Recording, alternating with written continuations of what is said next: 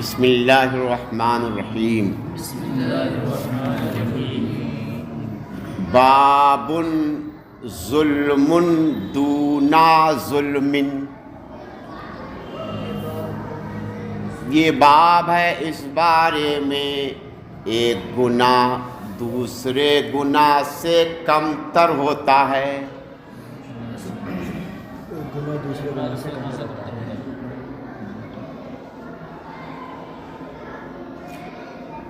ایک ظلم دوسرے ظلم سے کم تر ہوتا ہے، ایک گناہ دوسرے گناہ سے کم تر ہوتا ہے۔ بعض گناہ بڑے ہوتے ہیں اور بعض گناہ چھوٹے ہوتے ہیں۔ یہ باب ہے اس بارے میں ایک گناہ دوسرے گناہ سے کم تر ہوتا ہے۔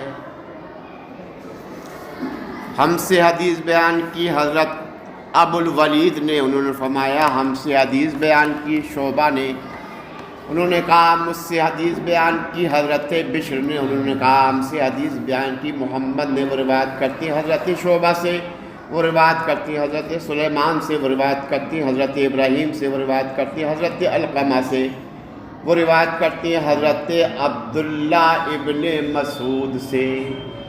یہ حدیث مروی ہے حضرت عبداللہ ابن مسعود سے، جلیل القدر صحابی رسول ہیں۔ لما نزلت الذین آمنوا ولم یلبسوا ایمانہم بظلم، حضرت عبداللہ ابن مسعود فرماتے ہیں جب یہ آیت کریمہ نازل ہوئی، جب یہ آیتیں وہ لوگ جو ایمان لائے، وہ لوگ اور انہوں نے اپنے ایمان کو کسی ناحق چیز سے نہیں ملایا، وہ لوگ جو ایمان لائے اور انہوں نے اپنے ایمان کو کسی گناہ سے نہیں ملایا، اس کے بعد میں کیا ہے؟ انہی کے لیے امن ہے، وہم مہتدون، اور وہی ہدایت یافتہ ہیں۔ جب یہ آیت کریمہ نازل ہوئی، وہ لوگ جو ایمان لائے اور انہوں نے اپنے ایمان کو کسی گناہ سے نہیں ملایا، انہی کے لیے امان ہے، وہی لوگ ہدایت یافتہ ہیں۔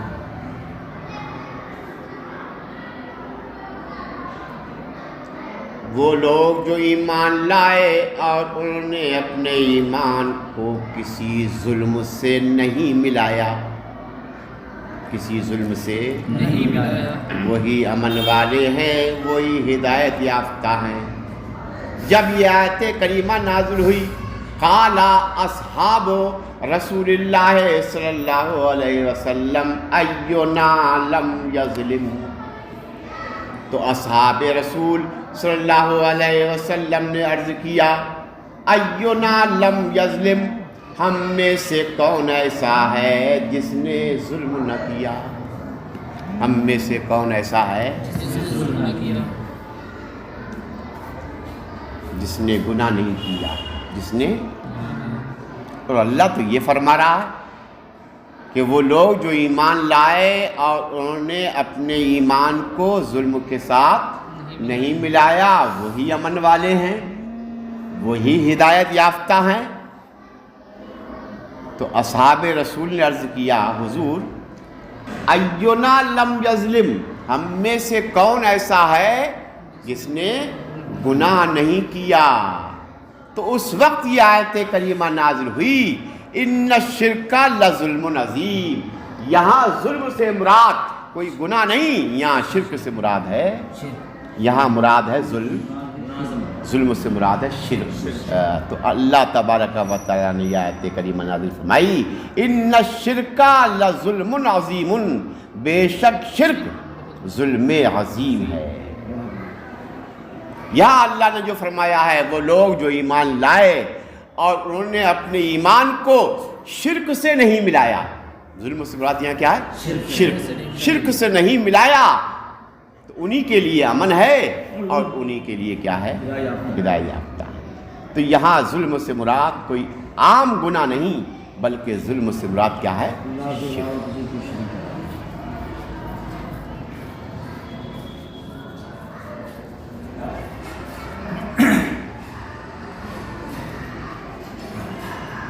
جب یہ آیت کریمہ نازل ہوئی قال اصحاب رسول اللہ صلی اللہ علیہ وسلم، تو اصحاب رسول اللہ صلی اللہ علیہ وسلم نے عرض کیا اینا لم یظلم، ہم میں سے کون ایسا ہے جس نے گناہ نہ کیا۔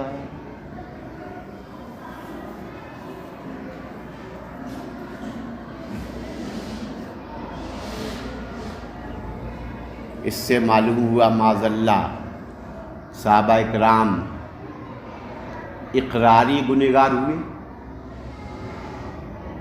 اقراری صحابہ نے کیا کہا؟ ہم میں سے کون ایسا ہے جس نے گناہ نہیں کیا؟ حالانکہ اہل سنت والجماعت کا اس پر اتفاق ہے کہ صحابہ اکرام گناہوں سے محفوظ ہیں، گناہوں سے محفوظ ہیں، سب کے سب وہ عادل ہیں، گناہوں سے محفوظ ہیں۔ اور صحابہ کرام یہاں کیا فرما رہے ہیں؟ اینا لم یظلم، ہم میں سے کون ایسا ہے جس نے گناہ نہیں کیا؟ تو اس سے تو معلوم پڑ رہا ہے کہ صحابہ کرام اقراری گنہگار ہوئے۔ تو اس کا جواب یہ ہے، صحابہ اکرام کا یہ کہنا اینا لم یظلم، ہم میں سے کون ایسا ہے جس نے گناہ نہ کیا، یہ ان کا کہنا برسبیل تواضع ہے، انکساری کے طور پر۔ کیسے ہے؟ تواضع، انکساری کے طور پر کہتے ہیں نا، آدمی کہتا نہیں کہتا ارے ہم تو بڑے گنہگار ہیں، ہم تو بڑے گنہگار ہیں۔ ایک جواب صحابہ اکرام کا یہ کہنا اینا لم یظلم، یہ کیسے ہے؟ برسبیل انکسار۔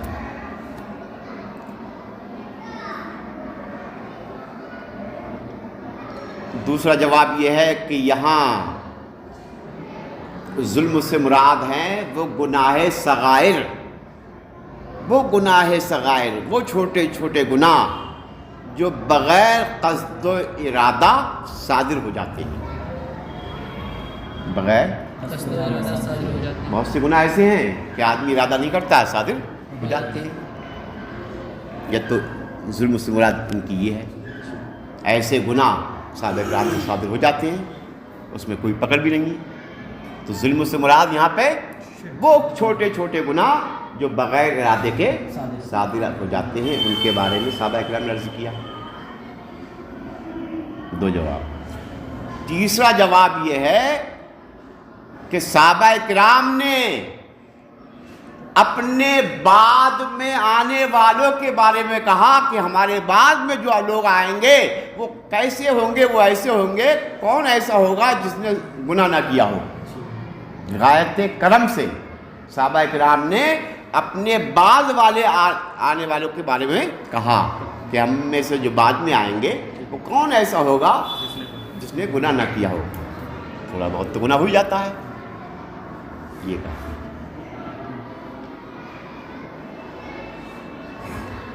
تو اس وقت آیت کریمہ نازل ہوئی کہ یہاں ظلم سے مراد کوئی عام گناہ نہیں ہے، یہاں ظلم سے مراد کیا ہے؟ شرک۔ باب علامت المنافق، یہ باب ہے منافق کی علامت کا، منافق کی پہچان کا، منافق کی ہم سے حدیث بیان کی حضرت سلیمان ابو الربیع نے، انہوں نے فرمایا ہم سے حدیث بیان کی حضرت اسماعیل ابن جعفر نے، انہوں نے فرمایا ہم سے حدیث بیان کی نافع ابن مالک نے، مالک ابن ابی عامر نے، و ابو سہیل نے، وہ روایت کرتے ہیں اپنے والد سے، وہ روایت کرتے ہیں حضرت ابو ہریرہ سے، حضرت ابو ہریرہ روایت کرتے ہیں نبی کائنات صلی اللہ علیہ وسلم قال، نبی کائنات صلی اللہ علیہ وسلم نے ارشاد فرمایا آیت المنافق ثلاث، منافق کی پہچان تین ہے، منافق کی پہچان تین ہے، منافق کی علامتیں تین ہیں۔ اذا حدث کذب، منافق جب بات کرے گا تو جھوٹ بولے گا، وَإِذَا وَعَدَ أَخْلَفَ، جب وعدہ کرے گا تو وعدہ خلاف ورزی کرے گا، وَإِذَا اُؤْتُمِنَ خَانَ، اور جب اس کے پاس امانت رکھی جائے گی خانہ تو وہ خیانت کرے گا۔ آقا ارشاد فرماتے ہیں منافق کی علامتیں تین ہیں، منافق کی پہچان تین ہیں۔ اذا حدث کذب، جب منافق بات کرے تو جھوٹ بولے، جب وعدہ کرے تو خلاف ورزی کرے، جب اس کے پاس امانت رکھی جائے خانہ تو وہ خیانت کرے۔ منافق کی یہ پہچان ہے، جو منافق ہوگا اس میں تین علامتیں ہوں گی۔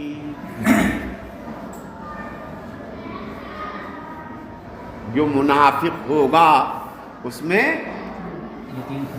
تین چیزیں ہوں گی، تین علامتیں ہوں گی۔ جو منافق ہوگا، منافق کی پہچان ہے، جو منافق ہوگا اس میں تین باتیں ہوں گی، اور جس میں تین باتیں ہوں وہ منافق نہیں ہوگا۔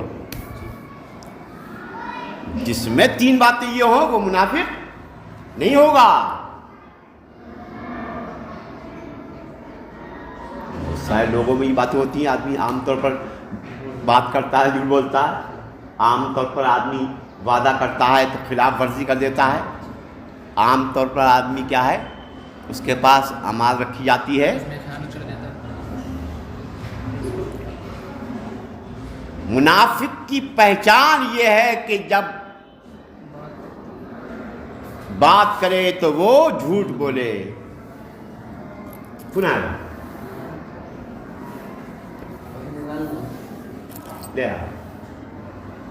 اب یہی تھا 10 منٹ یہ مان۔ منافق کی علامت یہ ہے کہ اس کے اندر یہ تین ہوں گی، لیکن جس کے اندر یہ باتیں ہوں وہ منافق نہیں ہوگا۔ یہ کہا جائے گا کہ ہاں منافق کی علامتوں میں سے ایک علامت ہے۔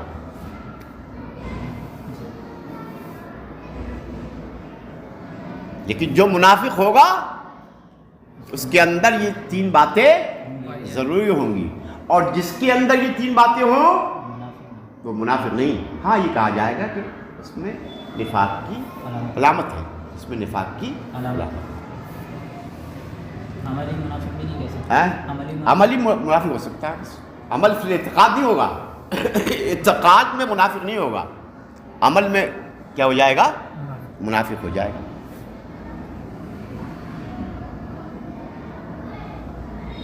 ہم سے حدیث بیان کی حضرت قمیصہ ابن عقبہ نے، انہوں نے فرمایا ہم سے حدیث بیان کی حضرت سفیان نے، وہ روایت کرتے ہیں حضرت عامر سے، وہ روایت کرتے ہیں حضرت عبداللہ ابن مرہ سے، وہ روایت کرتے ہیں حضرت مسعود سے، وہ روایت کرتے ہیں حضرت عبداللہ ابن عمر سے۔ یہ حدیث مروی ہے حضرت عبداللہ ابن عمر سے۔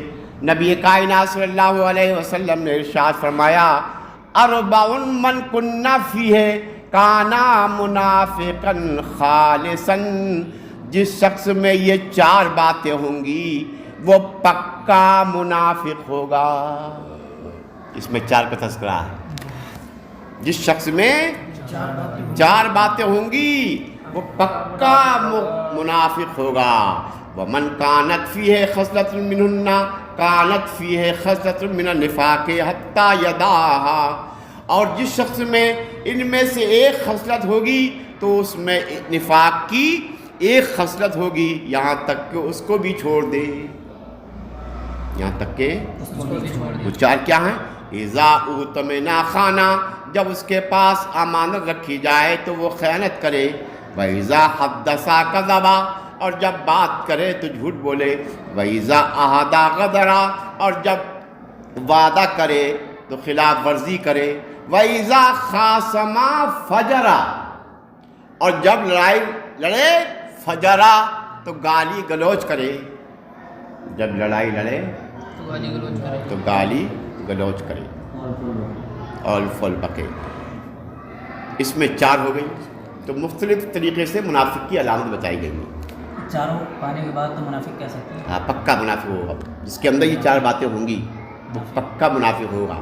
لیکن جس میں یہ 4 باتیں پائی جائیں، جس سنی میں صحیح باتیں پائی جائیں، اسے منافق نہیں کہیں گے، یہ کہیں گے منافق کی نشانی ہے اس کے پاس، منافق جیسی بو آتی ہے، کیا کہیں گے؟ منافق جیسی بو آتی ہے۔ لیکن جو منافق ہوگا اس کے اندر یہ 4 باتیں ضرور پائی جائیں گی، پکا منافق ہوگا وہ۔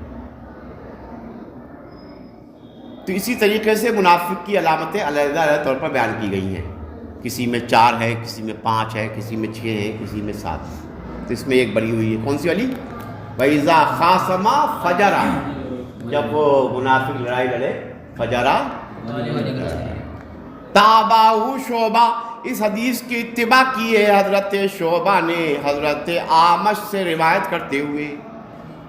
باب قیام لیلۃ القدر من الایمان، یہ باب ہے شب قدر قیام کرنا ایمان کی علامتوں میں سے ایک علامت ہے۔ شب قدر، لیلۃ القدر میں قیام کرنا ایمان کی علامتوں میں سے۔ ہم سے حدیث بیان کی حضرت ابو الیمان نے، انہوں نے کہا ہم کو خبر دی، حضرت شعیب نے انہوں نے فرمایا ہم کو خبر دی۔ ابو زنات نے وہ روایت کرتے ہیں حضرت عارض سے، وہ روایت کرتے ہیں حضرت ابو ہریرہ سے۔ حضرت ابو ہریرہ نے فرمایا نبی کائنات صلی اللہ علیہ وسلم نے ارشاد فرمایا من یقم لیلۃ القدر ایمانا و احتسابا غفر له ما تقدم من ذنبہ۔ آقا نے ارشاد فرمایا جس نے شب قدر قیام کیا بحالت ایمان و احتسابا، اور ثواب کی نیت سے، 2 قاعدے ہیں اس میں، جس نے لیلۃ القدر میں قیام کیا ایماناً بحالت ایمان و احتساباً، اور ثواب کی نیت سے، تو اللہ تعالیٰ اس کے گزرے ہوئے گناہ بخش دیتا ہے۔ تو اللہ تعالیٰ اس کے گزرے ہوئے گناہ بخش دیتا ہے۔ شب قدر میں قیام کرنا، عبادت کرنا،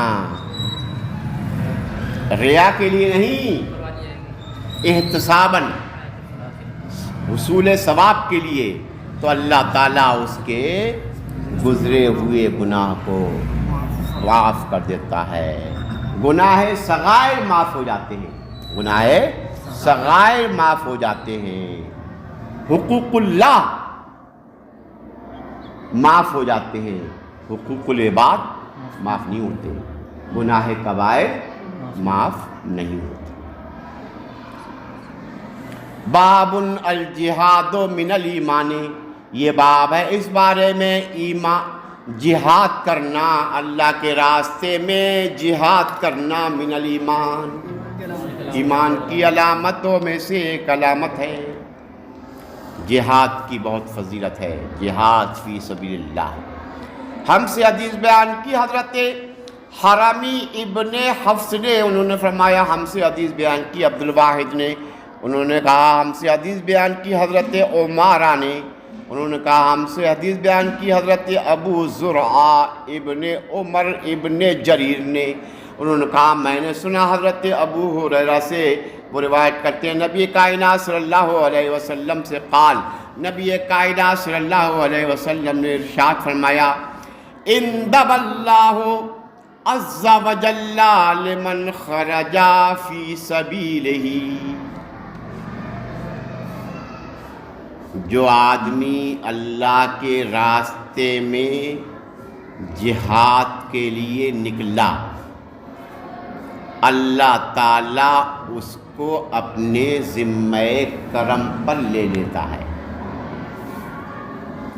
اندب اللہ عز وجل لمن خرج فی سبیلہ، جو آدمی اللہ کے راستے میں جہاد کے لیے نکلا، اللہ تعالیٰ اس کو اپنے ذمہ کرم میں لے لیتا ہے۔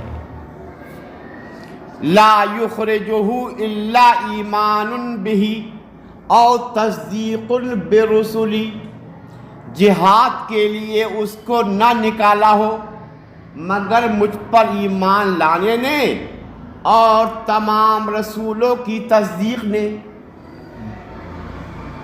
جہاد کے لیے اس کو نہ نکالا ہو مگر مجھ پر ایمان لانے نے اور میرے رسولوں کی تصدیق نے۔ ان ارجعہ بما نالا من اجر او غنیمت، وہ لوٹے گا گھر اس حال میں کہ وہ ثواب بھی پائے گا اور مال غنیمت بھی پائے گا۔ وہ لوٹے گا گھر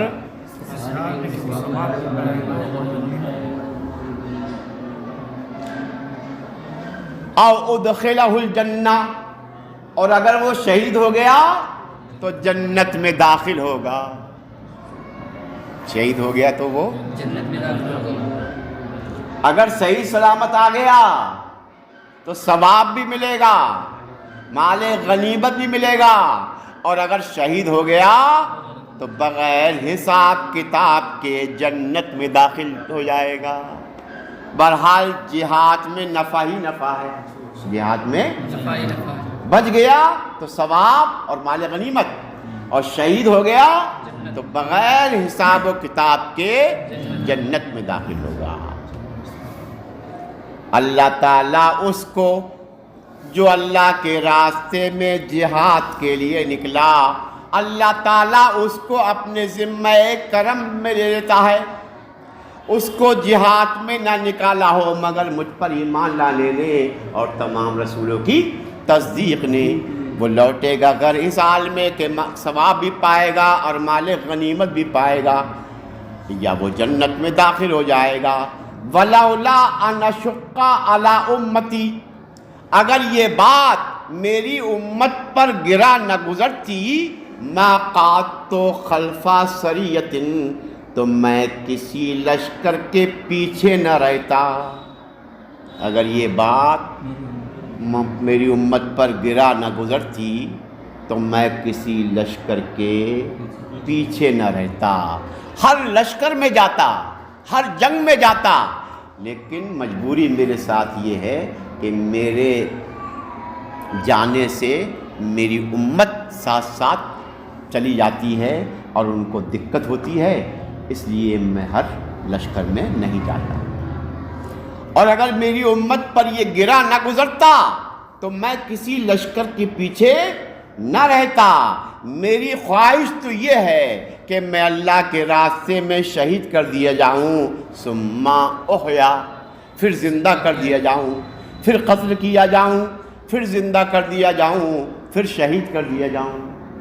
میری خواہش تو یہ ہے کہ میں اللہ کے راستے میں شہید کر دیا جاؤں، پھر زندہ کیا جاؤں، پھر شہید کیا جاؤں، پھر زندہ کیا جاؤں، پھر شہید کیا جاؤں۔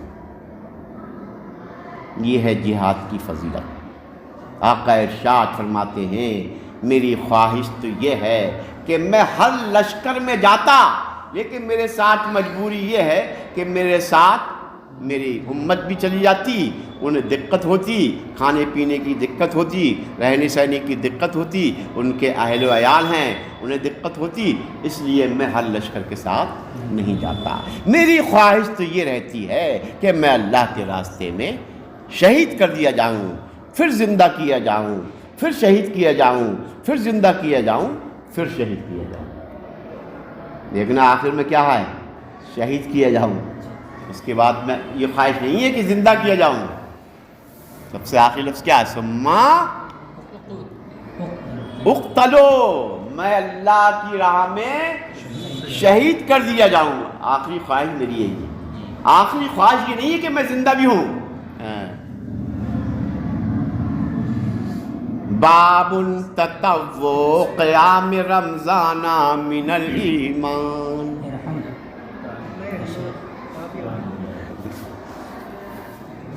چلو